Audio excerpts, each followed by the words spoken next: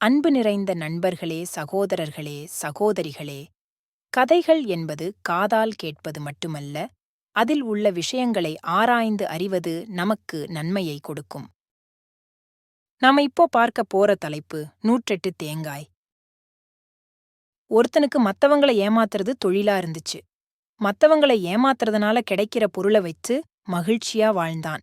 இப்படி இருக்கிறப்ப ஒரு முறை, ஒரு வார காலமா அவனுக்கு ஏமாத்துறதுக்கு ஆளுங்க யாரும் கிடைக்கல.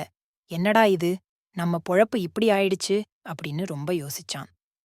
சரி, இனிமே இந்த ஊர்ல இருக்கிறது ரொம்ப வேஸ்ட் அப்படின்னு நினைச்சு ஊர் ஊரா போய் பார்க்கலாம்.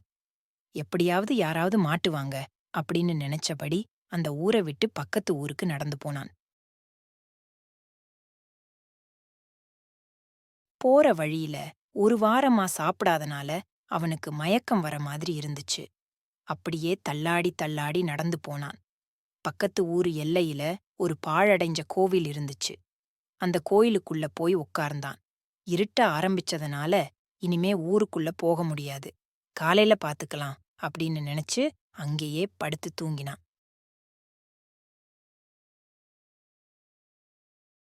காலையில எந்திரிச்ச உடனே மூஞ்ச கழுவிட்டு கோவில்ல இருந்த விபூதிய எடுத்து பூசிக்கிட்டான். நாம நல்லவன் மாதிரி போயிட்டு ஜனங்களை ஏமாத்தலாம் அப்படின்னு நினைச்சு ஊருக்குள்ள நடந்து போனான். போறப்ப ஒரு வீட்டு வாசல்ல கணவன் மனைவி கன்னத்துல கை வச்சுக்கிட்டு உக்காந்திருந்தாங்க. ஆஹா, நாம ஏமாத்துறதுக்கு வசமா 2 பேரும் சிக்கிட்டாங்க. இவங்கள வச்சு நம்ம பொழப்ப பார்த்து விட வேண்டியதுதான் அப்படி நினைச்சுக்கிட்டு அவங்க கிட்ட போனான்.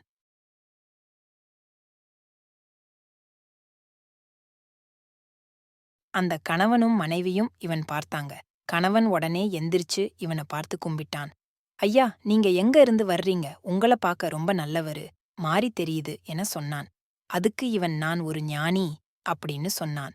உடனே கணவன் ஐயா அமருங்கள், நீங்கள் களைப்பாக இருக்கிறீர்கள், ஏதாவது சாப்பிடுகிறீர்களா என்று கேட்டான். அப்படி சொன்னதுதான். உடனே இவன் முதல்ல சாப்பாடு போடுங்க, அப்புறம் மத்தத பேசலாம் அப்படின்னு சொன்னான். சாப்பாடு வந்துச்சு. நல்லா சாப்பிட்டான். அப்பத்தான் அவனுக்கு தெம்பு வந்துச்சு. ஆமா, நீங்க 2 பேரும் ஏன் கவலையா இருந்தீங்க அப்படின்னு அவன் கேட்டான். அதுக்கு கணவன், ஐயா, எனக்கு கொஞ்சம் கடன் இருக்கிறது. அதை என்னால அடைக்க முடியல. எனக்கு சொத்து எதுவும் இல்லை. 10 தென்னை மரம்தான் இருக்கு. அதிலிருந்து வர காய வைத்துதான் பொழப்ப ஓட்டுறோம் அப்படின்னு சொன்னான். அங்க பாருங்க, காய் எல்லாம் கொட்டி வைத்திருக்கிறோம் என்று கணவன் காட்டினான். அதைப் பார்த்த இவன், ஆஹா, நமக்கு நல்ல வேட்டை கிடைத்துவிட்டது அப்படின்னு இவன் நினைச்சான்.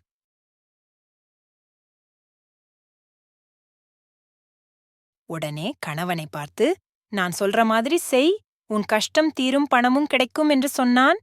ஐயா, நீங்கள் என்ன சொல்றீங்களோ அத நான் செய்றேன் அப்படின்னு கணவன் சொன்னான்.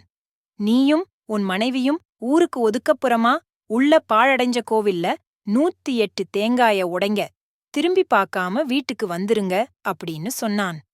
அப்படி செஞ்சா உங்க கடனும் தீரும், உங்கள் துன்பமும் தீரும்.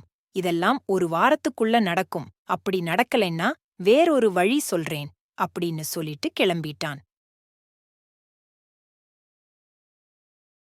அத கேட்ட கணவன், இப்பவே அதை நான் செய்றேன் அப்படின்னு புறப்பட்டான். கணவனும் மனைவியும் கோயிலுக்கு போய் 108 தேங்காய உடைத்து திரும்பி பார்க்காமல் வீடு வந்தாங்க. இவங்க வரதுக்கு முன்னாடியே கோயில்ல அந்த ஏமாற்று பேர் வழி பதுங்கியிருந்தான்.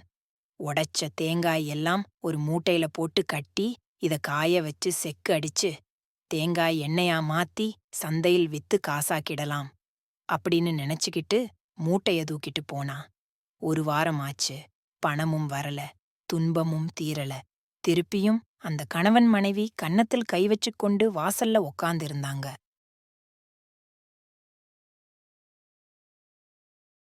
அந்த ஏமாத்து பேர்வழி அங்கிருந்த தென்னை மரத்தின் ஓரத்தில் பதுங்கி, இன்னிக்கு இவங்கள எப்படி ஏமாத்தலாம், இந்த முறை 1008 தேங்காய் உடைக்க சொல்லலாம் என்று கணக்கு போட்டான். அந்த நேரம் பார்த்து உண்மையிலேயே ஒரு முற்றும் துறந்த ஞானி கணவனின் வீட்டருகே வந்தார். ஏன் இப்படி உட்கார்ந்திருக்கீங்க அப்படின்னு கேட்டாரு. ஒரு நல்லவரு எங்க பிரச்சனை தீர ஒரு வழி சொன்னாரு. அவரை எதிர்பார்த்துக்கிட்டு இருக்கோம் அப்படின்னு சொன்னான்.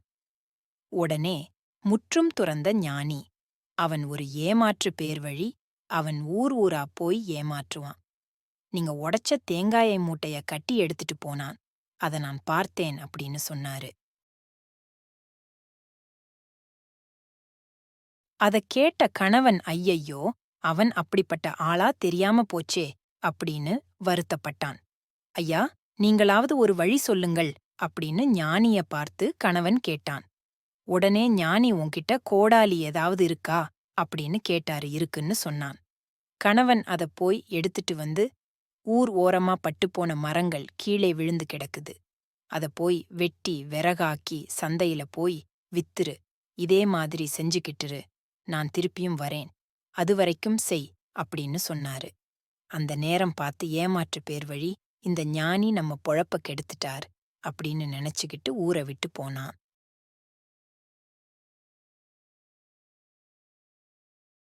விறகு வெட்டின கணவன் அதை கொண்டு போய் வித்து காசாக்கினான். தொடர்ந்து இதையே செய்தான். ஆனால் ஞானி வரவில்லை. 6 மாதமானது. அதன் பின்னர் ஞானி வந்தார். ஞானி வந்தவுடன் கணவனும் மனைவியும் அவர் காலில் விழுந்து, எங்கள் துன்பம் தீர்ந்தது, கடனும் தீர்ந்தது என்று கூறினார்கள். அதைக் கேட்ட ஞானி அளவுக்கு மீறி, கடன் வாங்காமல் இருப்பதைக் கொண்டு சிறப்புடன் வாழ்ந்தால் எந்த துன்பமும் இல்லை என்று புத்திமதி கூறினார். அது மட்டுமில்லாமல் ஞானி மேலும் கூறுகையில், இந்த வழிப்போக்கன் போல் எத்தனையோ பேர் உங்கள் வாழ்க்கையில் வருவார்கள். அவர்களிடம் கவனமுடனும் எச்சரிக்கையுடனும் நீங்கள் நடந்து கொள்ளுங்கள் என்று சொல்லி அந்த இடத்தை விட்டு கிளம்பி போனார். இந்த கதையிலிருந்து நாம என்ன தெரிஞ்சுக்கிறோம்னா, ஒரு மனிதன் மூடத்தனமாக ஒரு விஷயத்தை நம்பக்கூடாது என்பதை இந்த கதையிலிருந்து நாம் அறிகிறோம். உழைப்பே உயர்வு தரும் என்பதையும் நாம் அறிகிறோம். நன்றி, வணக்கம். மீண்டும் அடுத்த கதை நேரத்தில சந்திப்போம். நன்றி.